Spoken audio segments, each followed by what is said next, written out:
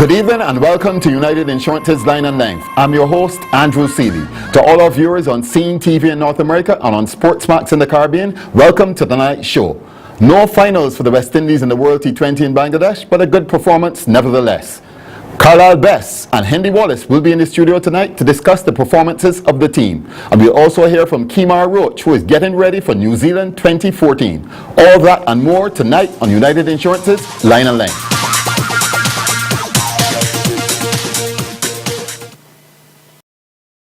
When you are insured with United Insurance, you know you're in safe hands because our AM Best Excellent rating means that we have the financial strength and stability to protect your prized possessions. Rely on the company that understands your needs for property, motor, business, and marine insurance. For all your general insurance needs, choose United Insurance.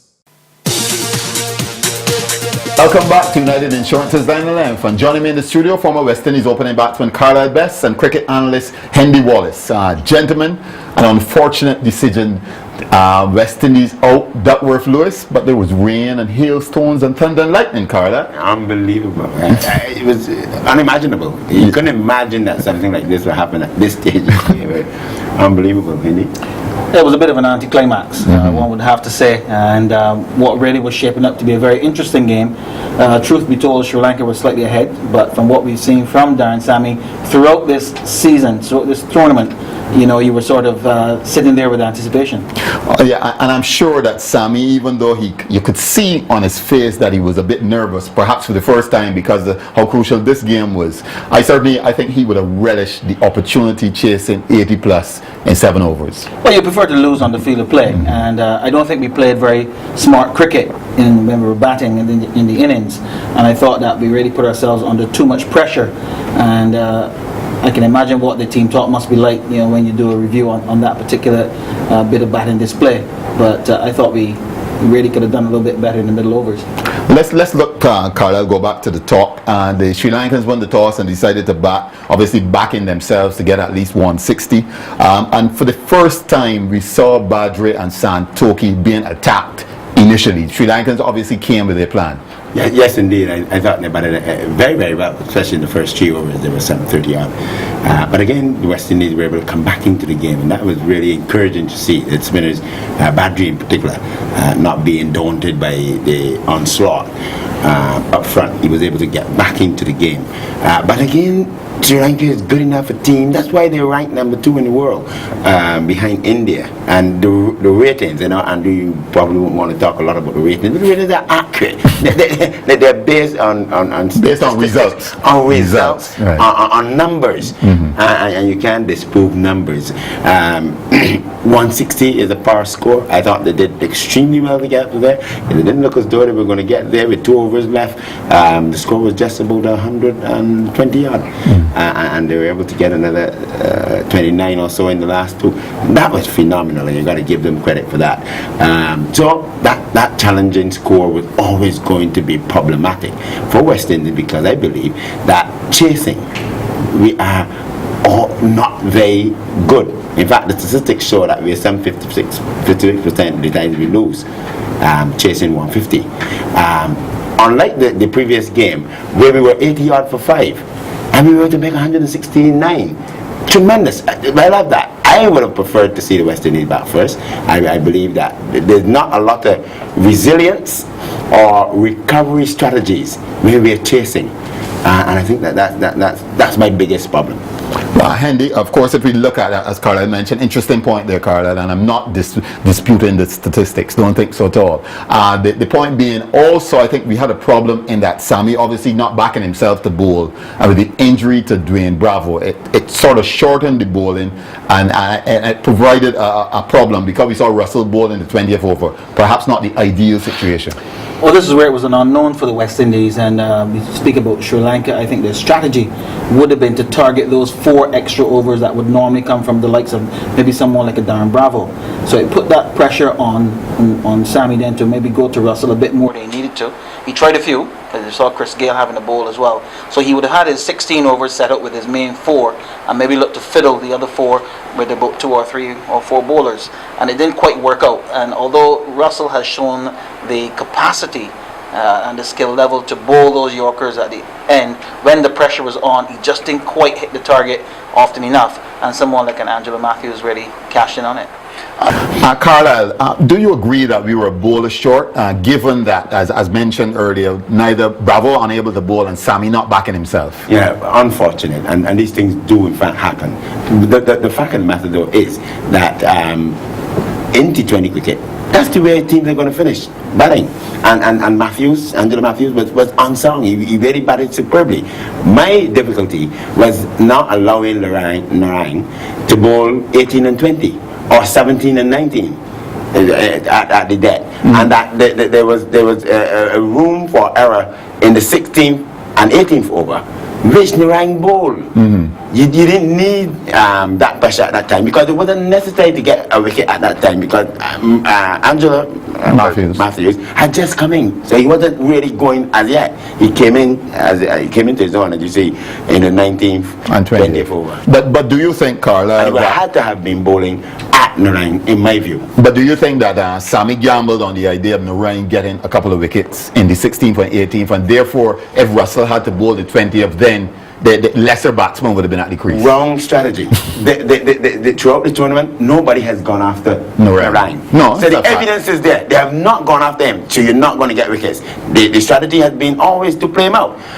They could not play out him if he was bowling 18 and 20. That's the point I'm making, and it's a very simple strategy that I thought Sammy lost sight of, and it enabled them to get maybe 20 runs more than they should have.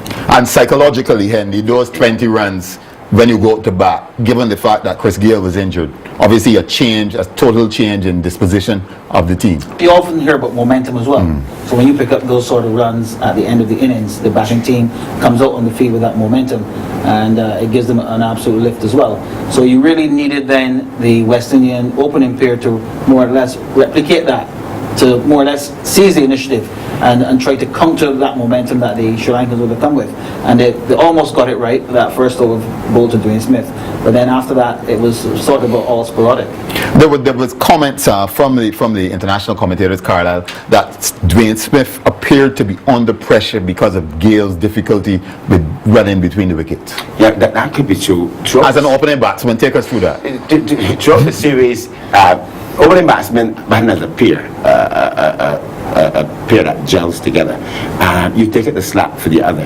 And clearly, Dwayne Smith knew that Gale was not the usual Gale. For example, he took a lot of balls to score the runs that he scored. And this is unlike Chris Gayle. So maybe he was under a little pressure, but I thought that good communication between them, that should not have been a problem.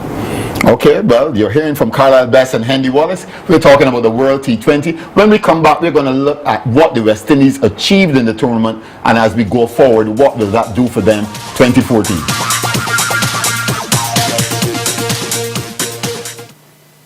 When you are insured with United Insurance, you know what it feels like to feel this safe. Choose the financially strong regional insurance company with the strength and stability to protect your prized possessions. For property, motor, business, and marine insurance, you're in safe hands with United Insurance. Welcome back to United Insurance's Line and Length. In the studio, former West Indies opener Carlisle Best and cricket analyst Hendy Wallace.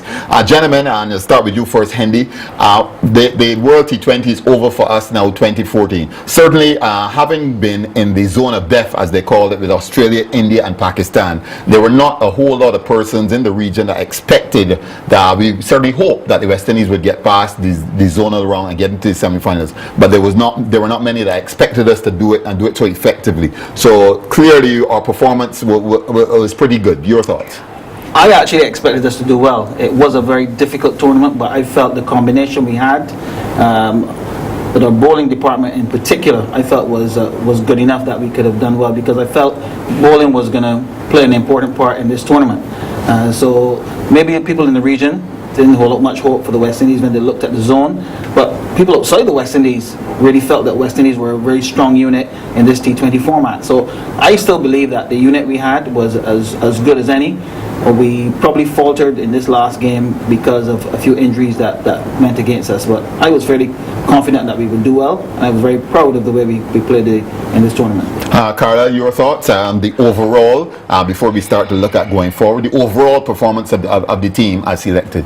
Quite expected for me. Like Hendy, I share the same view. Don't forget, we're defending champions. We're beginning to hone our skills in T20 with the introduction to the CPL and with the migration of our players to the IPL. That's good. So I said a long time ago that we needed to make T20 cricket a niche market for West Indies cricket. It was the only way we could have risen in the ratings.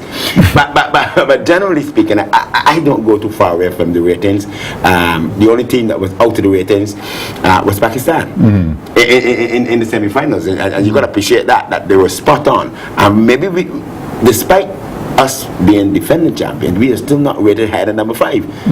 That tells you something. So we exceeded expectations then? I think we just about based on ratings. Yes, marginally exceeded expectations. I knew I'd get it out of you. Marginally exceeded expectations. I want to agree with that. But again, you had a sense when you would have seen the West Indies play against England down here, and again it's disappointed that we didn't beat England 3-0.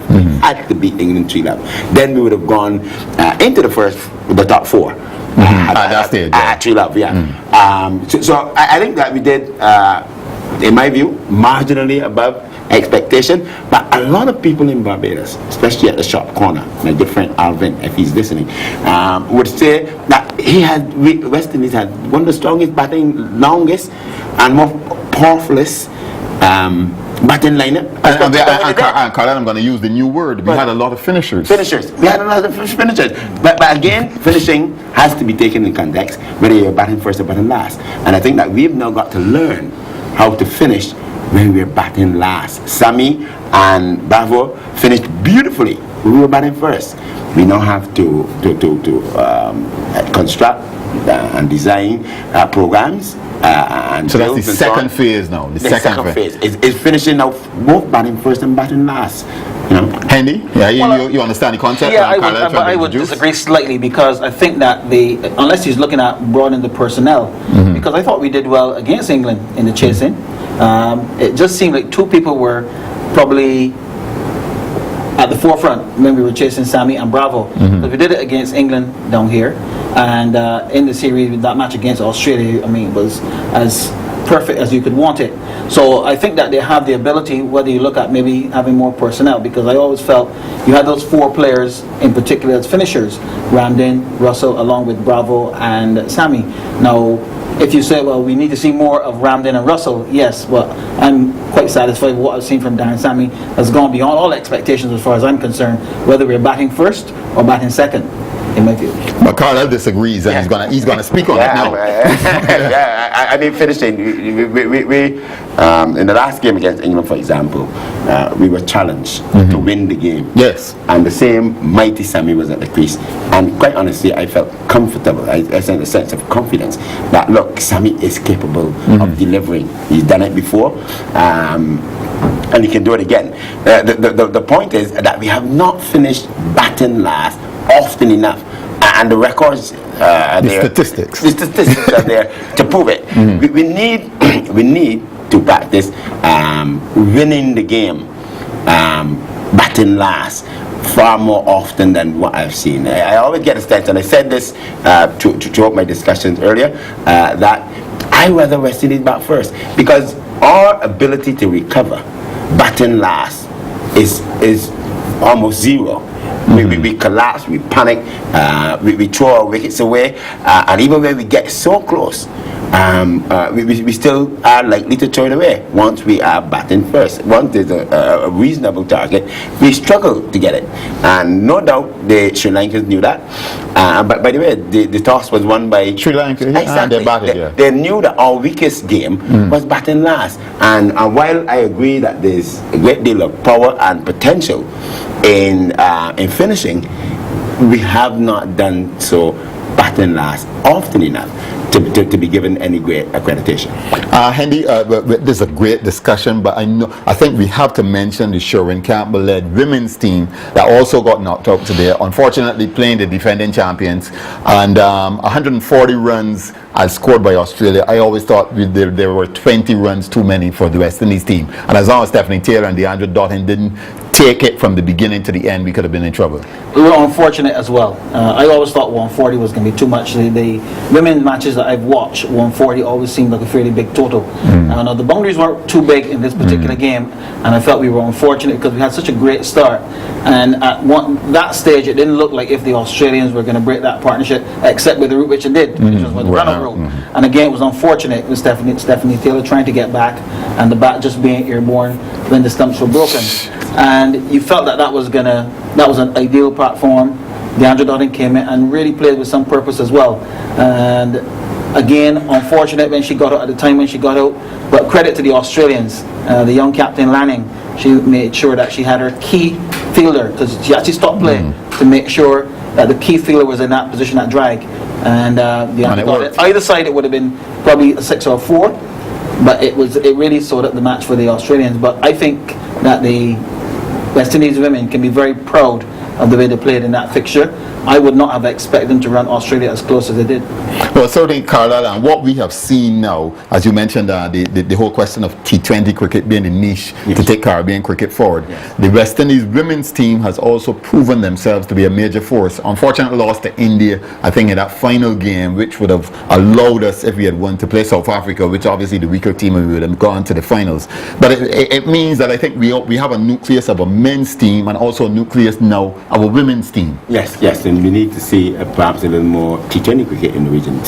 Thank God for the CPL and the timing of it. Before that, it was Stanford 2020. There's always a market for T20 cricket, and we also have the skills. Remember, they used to talk about calypso cricket.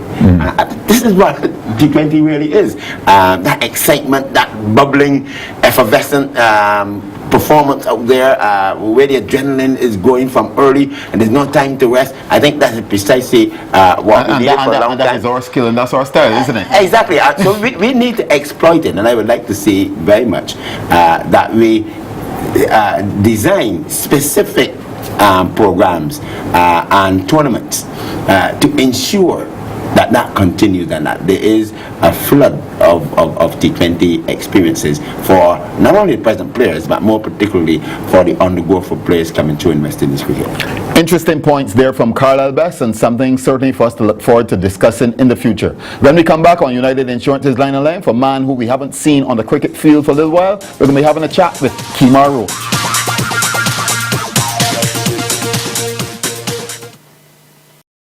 When you are insured with United Insurance, you know you're in safe hands because our AM Best Excellent rating means that we have the financial strength and stability to protect your prized possessions. Rely on the company that understands your needs for property, motor, business, and marine insurance. For all your general insurance needs, choose United Insurance.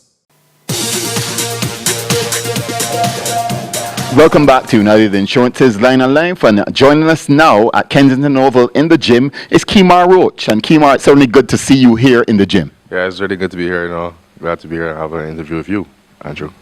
Well, tell us a bit about what's happening. We've had the World T20, it's ongoing. We're having the regional 4-day tournament. We went through the Nagico Super 50. No Kemar Roach. What's up? Well, obviously, I had the surgery last year in November, and I've been on very heavy manners from Dr. Mansi and Miss Jackie King. So, I've been training, I've been doing my therapy, I'm doing everything that they asked of me. So, I just want to be fully ready before I start up playing cricket. So, I'm not quite there yet, but I'll probably say about 85 to 90%. So, hopefully soon, I'll be back out there playing for Barbados and the West Indies. Clearly, there have been so many people asking questions about what has happened to Kemar Roach. You came back from that tour on the subcontinent, and it's been over 6 months. So, like you said, you've been on a particular program as outlined by Dr. Mansingh. Yes, I have been. Obviously, after surgery like that, it was pretty tough surgery. Broken bone in my shoulder, so I had to, follow protocol as close as possible, and make sure I'm fully ready before I go back out, because I don't want to be injured again. Obviously, when they go back out to play for Barbados or West Indies, I want to be fully fit and have a lengthy career. So I'm making sure I'm 100% before I go. 2012 was a particularly good year for Kemar Roach, and he put his name down and put his hand up literally. You were in the top 5 of the fast bowlers in the world. Are you looking to get back to that stage? Oh, definitely. I'm going to aim for #1 in the world when I go back out.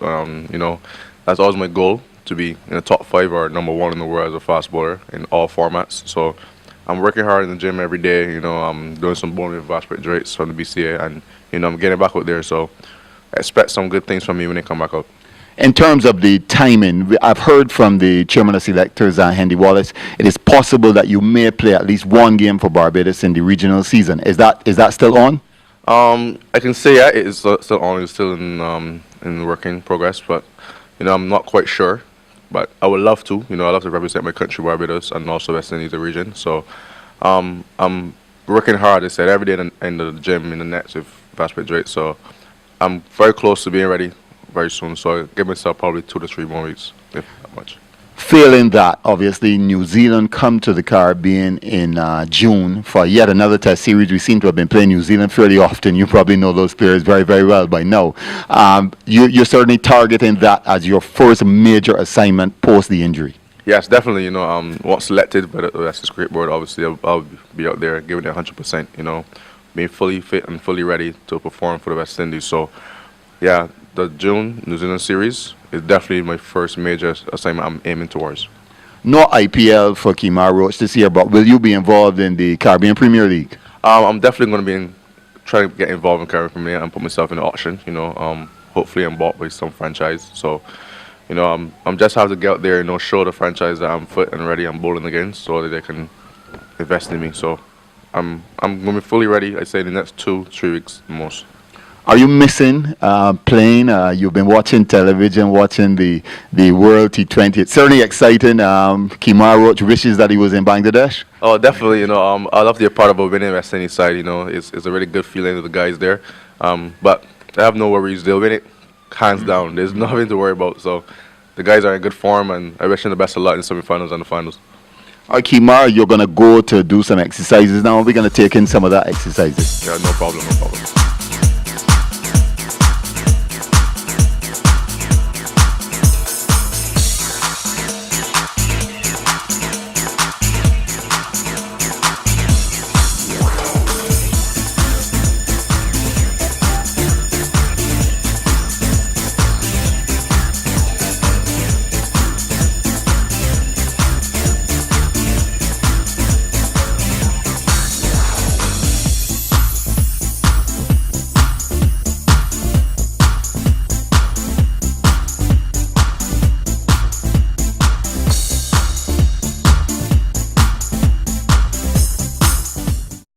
Well, that's our program for tonight on United Insurance's Line and Length. Join us next week for more.